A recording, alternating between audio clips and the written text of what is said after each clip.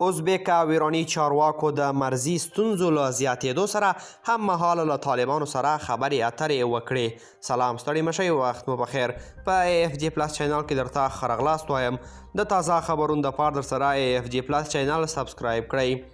طالبانو ویلي چې له ازبک او ایراني چارواکو سره یې چهارشنبه د غبرګولي پر 4مه د سرحدي مسایلو په اړه خبرې اترې کړې دي. د طالبانو د ملي دفاع وزارت وایي دا لیده کاته په حیرتان بندر کې شوي دي.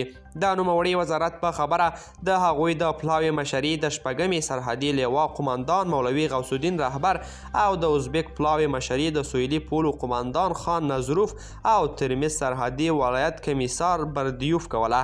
په دې ناسته کې پریکړه شوې چې د دواړو هیوادونو ترمنځ د سرحدي ستونزو او ناسم پوهاوي د رامنځته کېدو په صورت کې به پوره زغم او همغږي کوي. ورته مهال ایراني رسنیو راپور ورکړی چې د دغه هیواد سرحدي چارواکو هم له طالبانو سره موټر چلوونکو سوداګرو او خصوصي شرکتونو ته د رامنځته شویو ستونزو د هواري په اړه غږېدلي دي.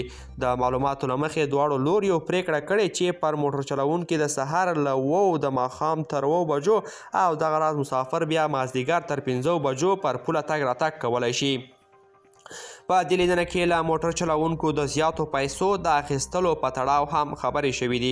د یادونې وړ ده چې پر افغانستان د طالبانو له بیا واکمنېدو وروسته څو وارې له ایراني پولساتو سره پر پولې ناندرۍ رامنځته شوي دي.